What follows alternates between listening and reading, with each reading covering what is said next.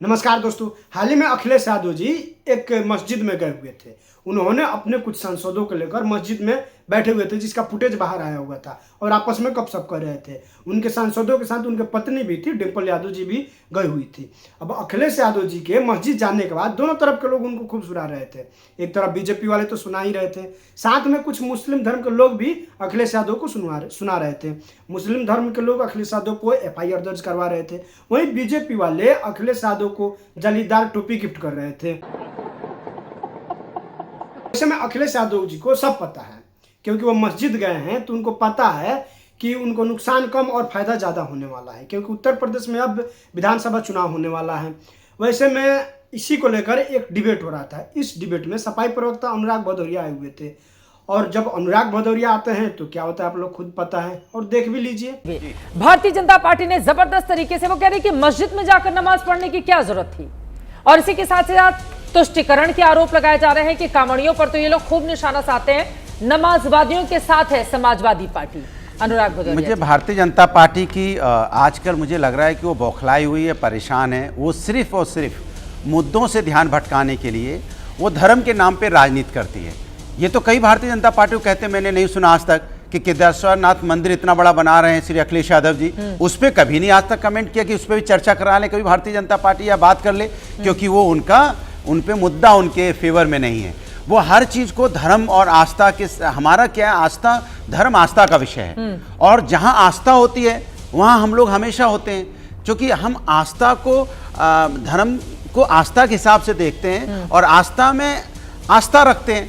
Bharatiya Janata party उसमें राजनीति खोजती है। अब जहां पे ये जिनकी बात सुन मीटिंग करेंगे आप, जो बीजेपी आरोप लगा रही है, क्या जरूरत है मस्जिद में? बीजेपी के आरोप लगाने से कोई हम थोड़ी घबराते हैं कि बीजेपी आरोप लगाती है। बीजेपी पे तो पूरा देश ही आरोप लगा रहा है कि आपने देश को भटका दिया। कह रही है जालीदार टोपी लगाना भूल गए, लाल टोपी। बीजेपी तो यही भूल गई कि उसको जनता की सेवा करना था। वो जनता सेवा करने की बजाय वो यहाँ पे भारतीय जनता पार्टी को बढ़ाने की सेवा करने लगी। जनता बेचारी परेशान है। जिस घटना की आप बात कर रहे हो, वो इमाम साहब हमारे एक मेंबर ऑफ पार्लियामेंट है रामपुर से, और वो वहां पे इमाम हैं। उन्होंने अपने वहां पे रहते, वो अरे तो पूरा फायदा नहीं उठा लेंगे ना क्यों नहीं जाएंगे? अरे मेरी बात सुनिए, अरे हल्ला मत मचाइए भाई। लोकसभा के साथी है वो, MP है, साथी MP। कोई अपने घर बुलाएगा, अपने मस्जिद में जहां इमाम बुलाएंगे तो जाएंगे। हम बीजेपी की तरह नहीं है राजनीति करने के लिए। मीटिंग कर रहे हैं ना सांसदों के साथ। मीटिंग नहीं, किसी के चाय पे कोई कहीं बुलाएगा तो हम जाएंगे। वो वहां इमाम हैं और वहां से मेंबर ऑफ पार्लियामेंट बने हैं कि अगर उन्होंने अपने यहां बुलाया तो क्यों नहीं जाएंगे भाई? भारतीय जनता पार्टी को राजनीति इसलिए लग रही है, वो परेशान है कि धनखड़ जी पे जवाब नहीं दे पा रही है। वो परेशान है कि समाज के अंदर जो अन्याय कर रही है उस पर जवाब नहीं दे पा रही है। वो परेशान है कि देश के अंदर में जिस तरह भारतीय जनता पार्टी राजनीति कर रही है, वो पार्लियामेंट में इस बात पे बहस ना। जाति का मुद्दा तो है ना, जिस पर अक्सर दोनों ही पक्षों में आपस में तू मैं होते हैं समाजवादी पार्टी। और देखिए यहाँ पर उत्तराखंड वक्फ बोर्ड के अध्यक्ष हैं, वो उनकी ओर से यह कहा गया है कि मस्जिदें आस्था का पवित्र केंद्र होती हैं, जहां पर नमाज पढ़ी जाती है, न कि राजनीतिक चर्चा का विषय। पार्टी सांसदों के साथ राजनीतिक बैठक के लिए मस्जिद का उपयोग करके अखिलेश यादव ने मुसलमानों की भावनाओं को भड़काने का काम किया है, ठेस पहुंचाया है। मुझे लगता है कि उनको वो राजनीति कर रहे हैं, उनको राजनीति नहीं करनी चाहिए। भारतीय जनता पार्टी के नेता होंगे, शायद इसीलिए ऐसी राजनीति कर रहे हैं। अगर किसी के यहाँ गए हैं, मस्जिद में बुलाया गया है, सब साथी MP हैं, कुलीग MP हैं, सब साथ में उठते बैठते हैं, उन्होंने बुलाया कि वो वहाँ के इमाम है तो सब लोग गए वहाँ पे।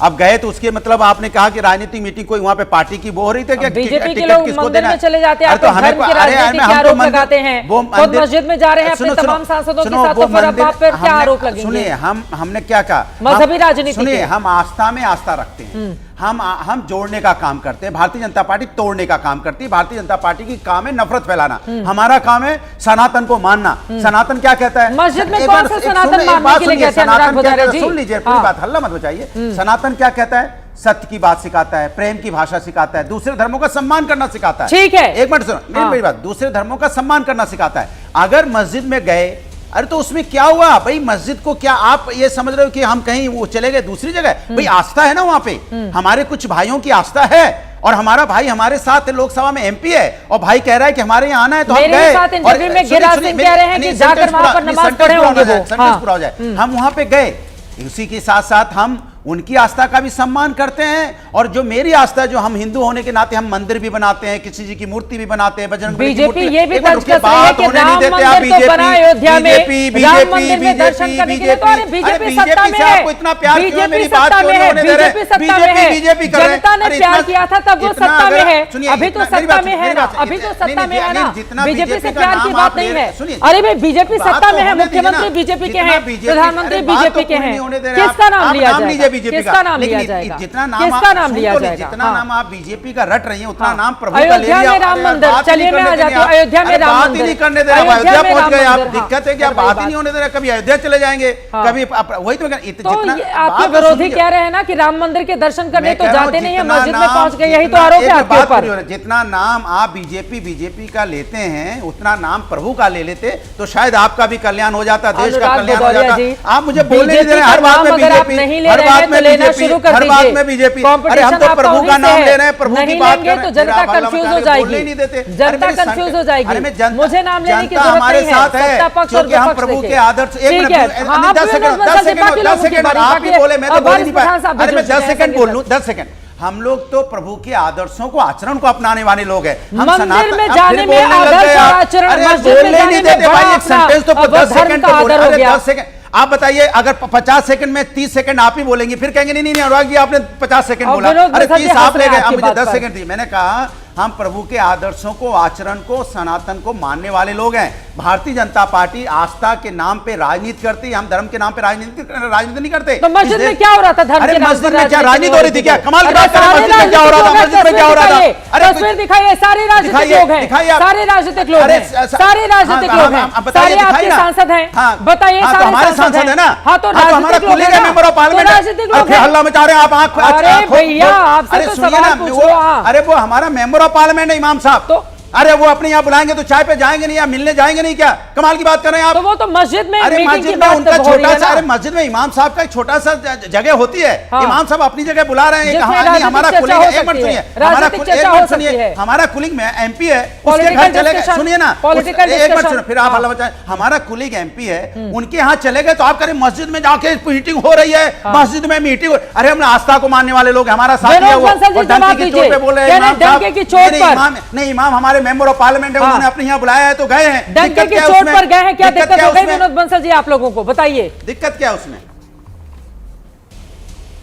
चित्रा जी देखो, इनको बोलो थोड़ा शांति से आराम से पानी पी लें। देखो ज्यादा हाइपर होने की जरूरत नहीं है। देखो गए हैं तो गए हैं, कोई दिक्कत नहीं है। एंकर महोदय जी देखो हाइपर बना रही है, बोलने नहीं दे रही। वैसे भी नमाजवादी देखिए, देखो यार फिर नमाजवादी, अरे बोलने का जी मैंने क्या बोला इनको? मैंने कुछ गलत तो नहीं बोला ना? बोलने दिया, आप बोल रहे थे तो नहीं, अब विनोद बंसल को बोलने देंगे प्लीज। बोलिए ठीक है, आपकी बारी आएगी तो आप बोल दीजिएगा, आपकी बारी आएगी तो बोल लीजिएगा, आपकी बारी आएगी, प्लीज बोलिए विनोद बंसल जी, शब्दों का सही इस्तेमाल करें, खूब बोलिए।